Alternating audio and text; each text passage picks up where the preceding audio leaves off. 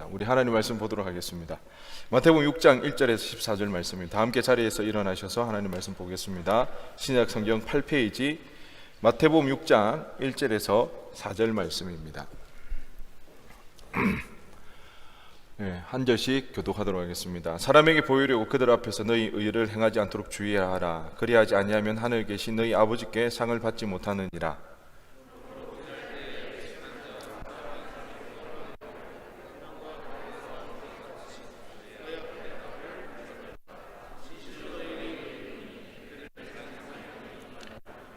너는 구제할 때에 오른손이 하는 것을 왼손이 모르게 하여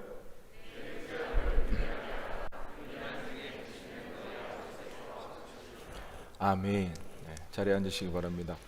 오늘 본문의 말씀을 가지고 좋아요, 하트 하나. 제가 제목을 이렇게 다니까 누가 또 목사님 괜히 젊은 척 한다고 김형식이가 그러던데 기억해 두겠어. 그런 건 아니고요. 오늘 본문과 한번 생각해 보고자 해서 그렇게 달았습니다. 타라 웨스트 오버 지난 그 2018년도 배움의 발견이라는 책을 내면서 미국에서는 가장 핫한 작가, 베스트셀러가 되었습니다. 제가 그 예전에 이 배움의 발견이라는 이 책을 가지고 한번 설교 때 언급한 적도 있는데요. 우리나라에서도 이 책이 출간이 되면서 굉장히 베스트셀러가 되었죠. 2018년에 가장 인기 있는 작가가 되었고, 그 다음 해 2019년에 동부의 가장 명문대인 그 보스턴에 있는 노스 이스턴 대학교 졸업 연사로 초청을 받았습니다. 거기에서 이제 축사를 하게 되는데, 그 축사의 제목이 이렇습니다. 인스타에 담을 수 없는 나. 타라 웨스트 오버가 그 축사에서 이야기하는 그 내용 중에 자아에 대한 이야기를 하고 있는데요. 우리에게는 두 가지 자아가 있다고 합니다. 나 홀로 있을 때 자아, 그리고 다른 사람과 있을 때의 자아. 맞나요? 혼자 있을 때 자아랑 다른 사람하고 있을 때 자아, 이 두 가지 자아가 있는데, 오늘날에는 또 다른 한 가지의 자아가 더 생겨났다고 합니다. 온라인과 접속해서 자신을 올릴 때, 그때 또 다른 자아가 나타난다고 합니다. 다른 사람과 있을 때 나오는 그 자아를 우리는 흔히 페르소나라고 그러죠. 페르소나. 이 말은 라틴어로서 가면이라는 뜻입니다. 가면. 그렇기 때문에 아무래도 그 정직하게 내 모습을 다 보여줄 수는 없잖아요. 생각만 해도 얼굴이 화끈거리잖아요. 아니에요. 네. 그렇기 때문에 이게 가면을 어느 정도 쓰고 하고, 이게 심리학에서는 그런 페르소나에 대해서 타인에게 파악되는 자아, 타인에게 그 비치는 외적 성격이라고 이렇게 이야기를 합니다. 그런데 이제 온라인 세상에서는 또 다른 자아가 나타납니다. 이거는 가면이 아니라 거의 성형수술에 가까운 것 같아요. 이 자아는 아주 선택적이죠. 자기가 보여주고 싶은 것만 골라서 선택적으로 이렇게 자기의 모습을 드러냅니다. 그런 이제 그 사진이나 자기의 모습을 올릴 때에 그 기준이 뭐가 되냐면, 다른 사람들에게 인정받을 수 있고 칭찬받을 수 있고 다른 사람에게 관심받을 수 있는 그런 모습만 선택적으로 이렇게 올리죠. 스킬이 있다면 뭔가요? 최대한 과장되게 그렇게 올리게 됩니다. 결국 자신이 아닌 다른 사람이 보고 싶어하는, 좋아하는 그런 모습으로 자신을 만들어가는 그런 자아라고 우리는 볼 수가 있습니다. 이렇게 되면 희생되는 게 있습니다. 뭐냐면 우리에게 있는 그 잘못과 무지입니다. 여러분, 어떻게 우리에게 있는 이 약점, 잘못과 이 무지가 희생된다고 말을 할 수 있을까? 타라 웨스트 오브는 이게 왜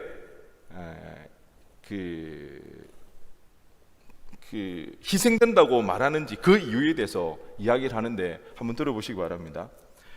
무지를 부인하게 되면 배울 수 있는 능력을 부인해 버리는 것이고, 잘못을 억눌러 버리면 바꿀 수 있는 능력을 부인해 버리는 것이다. 여러분, 우리에 있는 약점, 무지, 그리고 잘못, 이것도 우리의 모습이라는 거죠. 이런 우리의 모습을 부인해버리며 우리 안에 잠재되어 있는 능력, 배울 수 있고 바꿀 수 있는 이 능력조차 우리는 부정해버리는 결과가 나타나기 때문에 그 약점을 우리가 부인했을 때에 희생되는 모습이 있다고 그렇게 이야기를 합니다.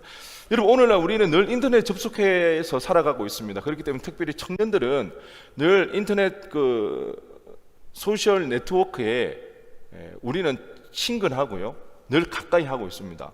한번 생각해 보세요. 지금까지 여러분은 어떤 모습을 올리고 있는지, 여러분이 올렸던 여러분의 모습이 정말 여러분의 혼자 있을 때만의 그런 자아인가, 아니면 대면으로 만났을 때 다른 사람과 있을 때 그런 자아인가, 아니면 또 다른 자아, 다른 사람에게 관심과 칭찬을 받을 수 있는 그런 모습만 올리고 좋아요를 받으면 되게 좋아라 하고, 또 좋아요가 없으면 실망이 되고, 그렇게 될 수가 있는 거죠. 그런 분위기도 지금 어느새 형성되어 있습니다. 우리 사회가 자기를 과시하고 자랑하는 그 모습이 겸손의 미덕과는 상관없는, 오히려 자랑하는 이 모습들이 오히려 좋아요, 또 다른 말로는 플렉스라는 것으로 좋게 포장이 되어 있는 거예요. 그러니까 자기를 드러내는 것이 전혀 거리낌이 없고 잘못된 것이 아니라 오히려 플렉스라고 멋있게 보여지는 그런 사회 분위기가 조성되어 있다는 것입니다. 물론 그렇게 되어 있으면 상관이 없어요. 그러면 우리도 그런 분위기 속에서 플렉스하면 되잖아요. 자기 것 드러내면서 좋아요 받으면 돼요. 그런데 문제가 있다는 거예요. 우리가 이런 사회 분위기를 자각하지 못하고 그런 분위기에 휩쓸려 나가면 우리는 과도하게 다른 사람의 시선에 집착하게 된다는 거예요. 이게 사람을 병들게 만듭니다. 여러분, 공황장애라는 질병은 아시죠? 특별히 공황장애가 연예인들에게 많이 일어납니다. 실패한 연예인뿐만 아니라 성공한 연예인들에게도 이 공황장애가 굉장히 많이 발생하거든요. 왜 그럴까요? 다양한 이유가 있을 수가 있지만 곰곰이 생각해 보면 그들의 직업 특성상 사람들의 시선이 중요하기 때문입니다. 나를 어떻게 생각할까? 이 인기가 계속해서 유지될까? 사람들이 나를 싫어하면 어떡할까? 이 인기가 떨어지지 않을까? 그런 사람들의 시선을 늘 생각하기 때문에 결코 그 직업 특성상 사람들의 시선이 중요하고 그 사람들의 시선에서 자유할 수 없기 때문에 공황장애, 연예인으로서 인기가 있든 없든 누구나 그렇게 질병에 빠져들 수밖에 없다는 거예요. 이처럼 우리가 이런 사회 현상, 사회 분위기, 자신을 드러내는 것을 좋게 생각하고 부추기면서, 그런데 이런 것이 결국은 우리의 마음을, 우리의 정신을 병들게 만들어가고 있다는 거예요. 여러분 어떤가요? 여러분 다른 사람들의 시선에 자유한가요? 연예인도 아니면서 스타가 되고 싶은가요? 왜 그래? 다른 사람의 시선에 의식하고 그것 때문에 스트레스 받을까요? 한국 사회가 이미 그렇게 많이 고착화되어 버렸다는 거예요. 그런 정서, 특별히 우리나라 정서가 좀 더 그런 것 같아요. 좋게 말하면 우리나라는 공동체성이 강하다고 볼 수 있어요. 안 좋게 생각하면 뭐예요? 말하면 뭐예요? 다르면 찍히는 거예요. 가만히 한번 생각해 보시기 바랍니다. 유행하면 전부 다 그거 해야 돼요. 예전에 등골 브레이크라든 그런 점프 같은 거 있었잖아요. 전부 다 그것만 입고 나가요. 그 떡볶이 코트라고 여러분 혹시 모르나? 알고 있죠? 그게 유행할 때는 전부 다 그것만 입고 있다니까. 그러니까 우리는 굉장히 분위기에 민감한 것 같아요. 그리고 어떤 맛있는 메뉴가 하나 뜨면 여기저기 그것만 먹어요. 요즘 뭐 뜨는 메뉴가 뜨나요? 뭐 허거인가? 아니에요. 허거가 아니에요. 송이야, 왜 그렇게 비웃는데? 저는 아직 못 먹어봤어요. 하여튼 하나가 유행하면 전부 다 그걸 먹어야 돼요. 그거 안 먹으면 도태되는 것 같고 왕딴 것 같고. 직장에 가서 상사가 짜장 시켰으면 뭐 시켜야 돼요? 눈치 없이 간짜장 시키면 그날로 아웃입니다. 찍히는 거예요. 일청년들 잘 들으세요. 상사가 짜장 시키면 뭐 해야 된다? 짜장 시키면 뭐 해야 된다? 내가 이상한 교육 시키고 있나? 우리 사회 분위기가 그렇다는 거예요. 얼마 전에 초대 문화부 장관이었던 그 이여령 교수님 혹시 아시나요? 이여령 교수님이 하나님의 부르심을 받았죠. 그래서 이제 소천하셨는데 뭐 많은 책들을 썼죠. 뭐 한국에서 내노라는 지성인이었죠. 그런데 결국 그 따님을 통해서 신앙을 가지게 되고, 그래서 지성에서 영성으로 뭐 그런 책들. 살아생전에 청년에 대해서 이야기를 해줬는데요. 청년들에게 이런 이야기를 했습니다. 우리 모두는 다 천재로 태어난다. 다들 안 믿는 눈치인데 저도 잘 못 믿겠는데 이 교수님이 그랬어요. 우리는 다 천재로 태어나는데 학교에 가면 선생님이 그 천재성을 덮어버린다는 거예요. 직장에 가면 상사가 그걸 덮어버린다는 거예요. 우리 저마다의 고유한 특성, 재능이 있는데 우리는 그것을 인정을 안 해주고 모두가 같이 하기를 원한다는 거예요. 획일화되어 있다는 거예요. 우리나라 교육의 가장 심각한 문제가 뭔지 아세요? 우리나라 교육은요, 줄 세우기 교육입니다. 유치원 때부터 줄 세우기 합니다. 등수를 정하는 거예요. 그 등수 안에 들어야 더 나은 학교를 갑니다. 그것이 우리는 초등학교 때부터 중학교, 고등학교 때까지 그렇게 배웁니다. 여러분은 의식하든 의식하지 못하든 그것이 몸에 배어 있는 거예요. 피 속에까지 흐르고 있는 거예요. 줄 세우기 문화. 그러니까 우리는 패배감이 젖어 있는 거예요. 우리도 모르게. 왜? 나는 그 등수 안에 못 들었으니까. 우리는 다 같이 공부만 잘해야 되는 거예요. 남들 하는 것만 해야 되는 거예요. 그런데 이런 교수님이 그런 이야기를 했어요. 한 방향으로 달려가면 아무리 열심히 하고 잘해도 1등은 한 명밖에 없고요, 360등은 반드시 나오게 되어 있다는 거예요. 그런데 360도로 달려가면 어떨까요? 그러면 모두가 1등이 될 수가 있다는 거예요. 그러면서 이런 이야기를 했습니다. 베스트 원이 되려고 하지 말고 only one, 유일한 하나밖에 없는 사람이 되라. 한번 따라해 볼까요? 베스트 원이 되려고 하지 말고 only one, 하나밖에 없는 사람이 되자.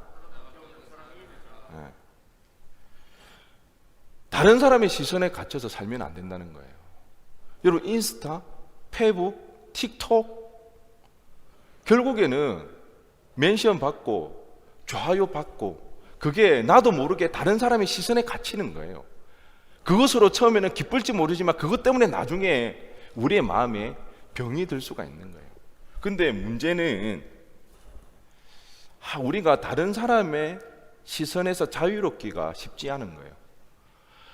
대부분의 사람들이 그쪽으로 가고 있는데, 그런 생각을 하는데, 나 혼자 동떨어져 하는 게 돈키호테 아닌 이상 그렇게 살아가기가 쉽지 않아요. 그렇잖아요. 나 혼자 실패한 것 같고 나 혼자 잘못 가고 있는 것 같은 그런 느낌이 든단 말이에요. 그렇기 때문에 우리가 좋아요 멘션을 꼭 받아야 하는 분이 있다는 거예요. 그분이 누구다? 하나님이라는 거예요. 하나님. 오늘 제목이 좋아요 하트 하나가 하나님께 받는 멘션 좋아요 하나입니다.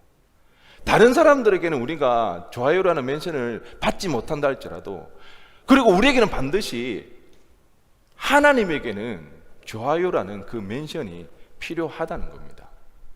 하나님께 그 좋아요 멘션을 받기 위해서 우리가 어떻게 해야 되는가, 오늘 본문에서 이야기를 해주고 있는데요. 오늘 본문 4절입니다. 우리 4절 다 함께 읽어보겠습니다.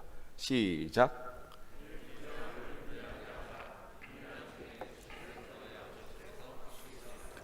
여러분, 은밀한 중에 보신다는 거예요. 여러분, 은밀하게 보신다는 게 어떤 의미일까요? 다른 말로 하면 하나님과 나와의 1:1 관계가 되는 거예요. 이 은밀하게 보는 이 일은 다른 사람이 알지를 못하는 일이에요. 다른 사람이 간섭하지 못해요. 끼어들지 못해요. 하나님과 나만이 아는 그 일. 여러분, 연애를 하면 왜 친밀해지나요? 왜 친해지나요? 여러분, 연애하다 보면 그런 생각 들지 않습니까? 너무 친해져가지고 우리 엄마 아빠도 모르는 사실을 누구는 알고 있다. 여자친구, 남자친구, 연애를 안 해봐서 모르나? 연애하면 그렇잖아요. 정말 나의 소상한 것까지 다 알게 되는 거예요. 그렇기 때문에 누구보다도 친해지고 친밀해지는 그런 느낌을 받는 거예요. 은밀히 보신다는 것은 하나님과 나만이 아는 그 이야기, 비밀의 공간을 만들어 가는 거예요. 그렇게 됐을 때 하나님과 누구보다도 친밀한 관계를 만들어 갈 수가 있는 거죠. 하나님이 나를 아시는 거예요. 그것이 하나님이 우리를 좋아요라고 멘션을 달아주시는 거하고 똑같다는 거예요. 그런 은밀한 중에 보시는 것은 다른 것이 아니라 바로 구제라는 것입니다. 우리가 구제를 할 때에, 은밀한 중에 우리가 구제할 때 하나님께서 은밀하게 우리의 행위를 지켜보신다는 것입니다. 여러분, 여기에서 오해하지 마시기 바랍니다. 은밀하게 한다고 그래서 오른손이 하는 일을 왼손이 모르게 한다고 해서 그것을 아무도 모르게 하라, 그 말이 아니라는 것입니다. 그런 의미가 아니에요. 그럼 우리는 다 숨어서 해야 되게요. 아무도 모르게. 얼마나 피곤하겠어요. 그런 이야기 아니라는 거예요. 예수님 당시 유대인들은 누구나가 신앙생활을 하면 해야 될 세 가지 요소들이, 신앙의 요소들이 있었습니다. 그것은 기도와 금식과 그리고 구제였습니다. 오늘 예수님께서 본문에서 말씀하신 이유는 너희들 구제를 해야 된다, 그게 예수님의 말씀의 포인트, 요지가 아니라는 거예요. 모두가 구제를 하는 것에 동의를 하고 있고 구제 활동을 했다는 거예요. 그런데 오늘 주님께서 말씀하시고자 하는 포인트는 주의해라는 것입니다. 뭐 할 때? 구제할 때. 왜 주의하라고 그랬을까요? 모두가 그 구제 활동을 하고 있는데, 왜냐하면 그 구제 활동을 통해서 자신을 드러내고 싶은 욕심 때문에, 자신을 드러내고 싶고 자신을 알리고 싶은 그 유혹이 있기 때문에 구제하는 것은 기본이다. 그렇지만 주의해라. 여러분,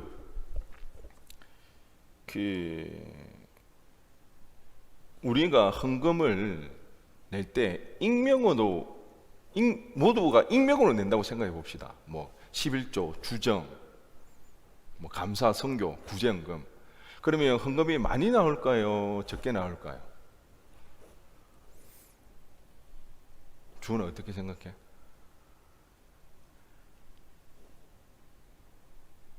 많이. 어제 우리 이문하고 잠깐 이야기를 하다가 제가 좀 충격을 받았는데, 주정헌금이 지난주 얼마 나온 줄 아십니까, 여러분? 1, 2층 다 합쳐서 12만 원 정도 나왔더라고요. 제가 계산을 해봤어요. 1인당 5천 원을 내면 한 20명 정도 냈고, 그렇죠? 그리고 거기서 뭐 좀 적게 넣은 사람도 있다고 치면 많이 내도 한 30명 정도? 지난주 몇 명 온 줄 아십니까? 130명 왔거든요. 근데 주정헌금이, 그런데 만약에 주보에 주정헌금 명단을 올리면 주정헌금이 많이 나올까요? 적게 나올까요? 우리 이거 생각해 봐야 된다는 거예요. 우리에게는 언제나 다른 사람들에게 칭찬받고 싶고 의식하는 그런 모습들이 우리 안에, 우리가 인스타를 하든 안 하든 틱톡을 하든 안 하든 그게 좋아요 멘션에 관심 있든 없든 우리에게는 언제나 사람에게 인정받고 싶고 칭찬받고 싶고 다른 사람의 시선을 의식하는 부분들이 있는데, 주님께서 오늘 말씀하시는 것은 그 사람의 시선에 의식하지 말고 우리가 하는 그 행위의 동기가 중요하다는 것입니다. 여러분, 위선이라는 것은, 외식하는 자라는 것은 부도덕한 삶을 사는 사람을 뜻하지 않습니다. 외식하는 자의 의미는 외적 행위는 굉장히 어렵습니다. 우리와 같이 주일 성수하겠죠. 때로는 구제 활동도 할 수가 있습니다. 그런데 잘못된 동기, 잘못된 마음을 가지고 행동하는 자가 외식하는 자라는 거예요. 외식하는 자. 주부에 명단이 올라가면 하고 명단이 올라가지 않으면 안 하는 거. 이게 외식하는 모습이라는 것입니다. 은밀하게 들어오는 이 잘못된 동기를 우리는 언제나 경계해야 됩니다. 아마 우리 평생에 이 유혹에서는 자유롭지 못할 겁니다. 늘 우리 주변에 도사리고 있습니다. 인정받고 싶고 나의 선행과 나의 섬김이 사람들에게 칭찬받고 싶은 그런 유혹들이 언제나 그것도 은밀하게 우리를 유혹해 온다는 거예요. 그렇기 때문에 주님께서 오늘 말씀하시는 거예요. 주의하라는 것입니다. 이런 측면에서 우리가 또 한 번 생각해 봐야 될 것을, 교회에서 우리가 봉사를 합니다. 섬김을 합니다.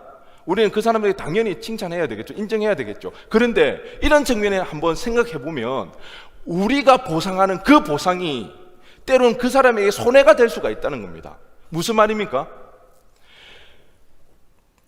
헌신과 섬김 가운데 우리가 그를 보상했을 때에 그 사람은 자신도 모르게 그의 희생과 섬김 가운데는 칭찬과 보상을 받아야 되는 것으로 길들여질 수가 있다는 거예요. 그렇기 때문에 뭘 놓칩니까? 하나님과 자기만의 그 친밀한 관계, 하나님이 주시는 그 보상, 하나님과 나만이 아는 그 비밀한 그 이야기는 사라져버리게 되는 거예요. 왜? 주님 오늘 말씀하시잖아요. 이미 너희는 받았다. 너희는 이미 보상을 받았다. 그렇게 이야기하시는 거예요. 물론 우리가 헌신하고 수고하는 우리 지체들에게 우리 격려하고 위로할 필요가 있습니다. 그런데 또 한편으로는 때로는 하나님과의 그 1대1의 관계로서 하나님께만 받을 수 있는 그 보상의 자리를 우리는 내버려 둘 필요가 있다는 거예요. 저는 여러분이 하나님 앞에서 행한 선행과 더 나아가 섬김이 사람들의 칭찬과 보상으로 끝나지 않기를 바랍니다. 하나님이 보시고 아시고 기억될 만한, 그래서 하나님과 나만이 아는 그런 비밀 이야기가 만들어져 갔으면 좋겠습니다. 이게 얼마나 큰 은혜가 되는지 모릅니다. 여러분 신앙생활 할 때 때로는 우리 삶 가운데 참 고난이 있어요. 어려움이 있어요. 그런데 그때 우리가 눈물 흘리며 하나님 앞에 기도하며 나갈 때 저는 종종 그런 은혜를 경험하게 됩니다. 하나님께서 그렇게 이야기합니다. 내가 잊어버렸던 거, 내가 생각하지 못했던 거 하나님 떠올리게 하시면서 국희야 내가 안다. 이 말을 한마디 하면 그게 얼마나 위로가 되고 힘은 되는지 모른다는 거예요. 사람은 모른다 할지라도 네가 얼마나 내 앞에서 신실하게 행하였는지, 네가 어떤 모습으로 살아왔는지 주님께서 말씀하신다는 거예요. 나는 비록 잊어버렸을지라도 주님께서는 그 사건을 떠올리며 내가 안다 말씀하여 주실 때 그게 위로가 되는 거예요. 이게 하나님과 나만이 아는 비밀한 이야기라는 거예요. 우리가 은밀한 가운데 행해야 하는 이유가 바로 여기에 있다는 것입니다. 구제는 여러분 하나님이 전도만큼이나 관심을 쏟는 부분입니다. 저는 구약 성경을 읽을 때마다 하나님께서 입에 달고 사는 말씀이 있는 것을 느끼게 되는데 그게 다름 아닌 나그네와 고아와 가부를 돌보라. 하나님이 입버릇처럼 입에 달고 사시는 것 같아요. 전도만큼이나 하나님께서 관심 가지시고 중요하게 여기는 것이 바로 구제하는 일이라는 것입니다. 왜 그럴까요? 신명기 15장 11절 말씀에 땅에는 언제든지 가난한 자가 그치지 아니하겠으므로 내가 내게 명령하여 이르노니 너는 반드시 내 땅에 내 형제 중 곤란한 자와 궁핍한 자에게 내 손을 펼치니라. 여러분 언제든지 가난한 자가 이 땅 가운데 있다는 거예요. 주님 오시기 전까지는 우리 가운데 언제나 궁핍한 자가 있다는 거예요. 그 자들을 주님은 우리에게 부탁하시는 거예요. 그를 보살펴야 됩니다. 그들을 우리는 생각해야 하는 것입니다. 여기에서 가난한 자, 궁핍한 자, 그들을 구제하는 이 일은 선교사님, 우리가 내는 헌금으로 교회 일을 하는 그런 모습은 아닙니다. 여기서 말하는 구제는요, 우리 주변에 있는 소외된 이웃을 이야기하는 것입니다. 선교 헌금 내어서 선교사님이 사역하는 그 구제 아니라는 거예요. 우리 이웃에 있는 소외된 이웃에게 행하는 그 구제. 저는 여러분이 이 청년의 때에 여러분의 인생을 계획하고 꿈꾸며 나갈 때에 여러분의 인생 계획 가운데 늘 이 가난하고 소외된 이웃이 있기를 원합니다. 여러분, 할 수 있으면 연봉 많은 대로 취업하세요. 이직할 일이 있으면 연봉 많이 주는 대로 가세요. 가야 돼요. 그리고 최대한 워라밸 좋은 데로 가세요. 그런 데가 취업하세요. 그런데 꼭 한 가지만 기억했으면 좋겠습니다. 여러분의 삶에 늘 가난하고 소외된 이웃이 있는 그런 삶이 되었으면 좋겠습니다. 여러분 왜 높은 연봉을 받아야 돼요? 여러분 왜 워라밸 있는 삶을 살아야 돼요? 여러분의 꿈, 여러분의 인생 계획에는 이 소외된 이웃, 이들이 함께 있습니까? 여러분, 저는 지금 이 시간 여러분이 도전하고 싶습니다. 지금까지 그것을 생각하지 못했다면 여러분 다시 한번 이야기합니다. 하나님께서 가장 관심 있어 하는 영역이 부분이 바로 이 구제라는 것입니다. 소외된 계층, 나그네, 가난한 자, 가부들 늘 돌보라고 우리 주님은 입버릇처럼 늘 말씀하신다는 거예요. 우리는 생각해야 됩니다. 염두에 둬야 됩니다. 우리가 미래를 꿈꾸고 우리 인생을 설계해 나갈 때에 우리 인생 가운데 늘 이 소외된 이웃이 함께 해야 하는 것입니다. 잠언 14장 31절입니다. 우리 다 함께 읽겠습니다. 시작.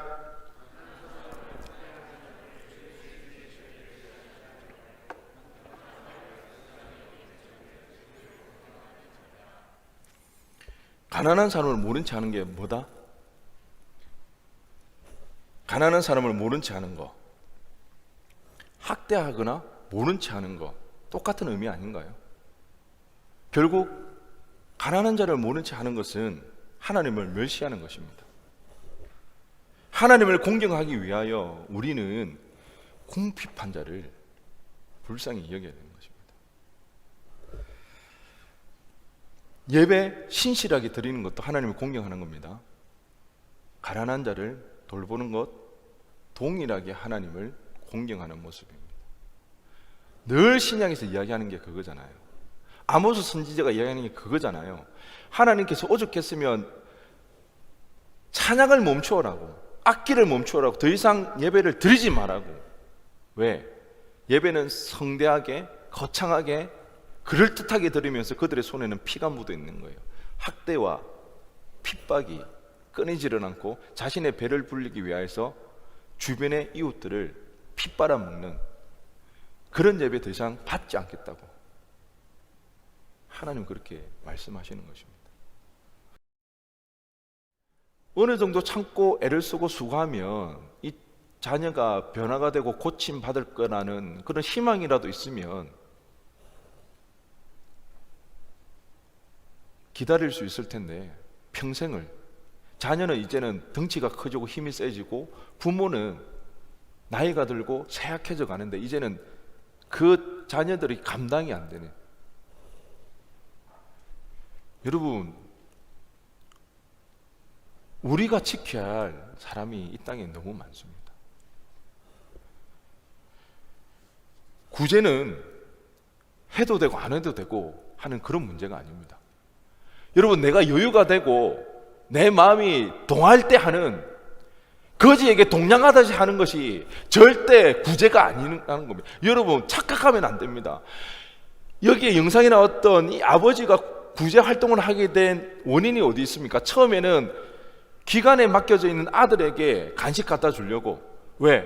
그러면 조금 더 잘 봐줄까 봐. 그러다 보니까 그 아버지 눈에 누가 들어왔어요?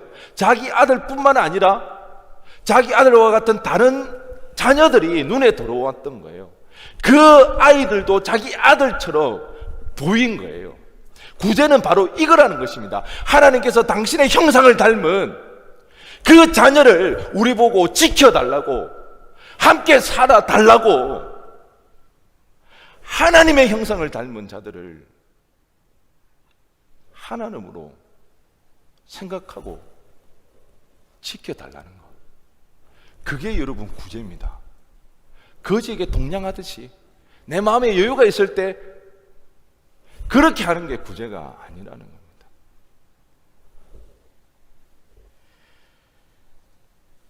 하나님을 멸시하지 않기 위하여서, 하나님을 공경하기 위하여서 우리는 이 구제를 꼭 해야 하는 것입니다. 무엇을 어떻게 해야 될지 막막할 수는 있습니다. 그렇지만 오늘 이 시간 우리가 꼭 생각했으면 하는 것은 뭐라도 해야 한다는 것입니다. 지금 당장 뭘 어떻게 할 수 있는지 막막할 수도 있지만 우리는 뭐라도 해야 한다는 것입니다. 지금부터라도 여러분의 인생 설계도에 소외된 이웃이 함께 있기를 원합니다. 여러분의 삶에, 여러분의 인생 가운데 언제나 소외된 이웃이 함께하는 그런 인생 되기를 바랍니다. 그러면 오늘 본문에서 하나님께서 우리에게 보상해 주신다고 합니다.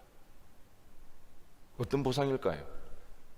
우리가 바라고 소원하는 것들, 물질적인 축복 아니요. 하나님이 말씀하는 보상은 구제의 즐거움을 아는 보상이라는 것입니다. 여러분, 이게 얼마나 복된 일인 줄 아십니까?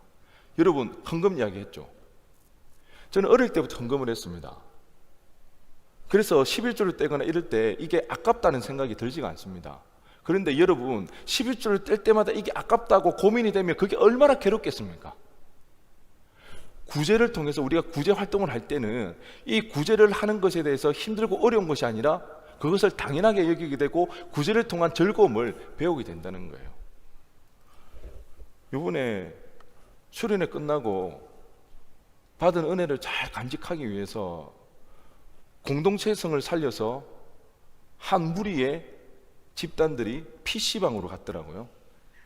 이 오미크론이 창궐해 가고 확진자가 터져 나오는 이 시국에.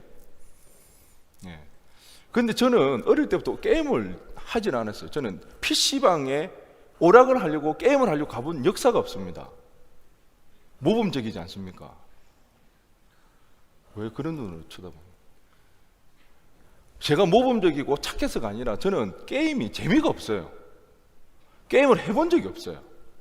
친구 약속 때문에 친구 데리러 가려고 만나러 간 적은 있어도 게임하려고 간 적은 없습니다. 제가 이런 이야기를 하면 이제 우리 청년들 마음에서 이 즐거움을 알려주고 싶은 그런 욕구들이 막 일어나지 않습니까? 이 게임이 얼마나 재밌는데 목사님에게도 좀 알려주고 싶다. 준서가 그렇지. 형민아, 군대 갈 준비를 PC방에서 하고 있지. 대현이 학사 들어온 지 얼마 됐다고. 대현이 어디 갔어? 무리를 지어가지고 막.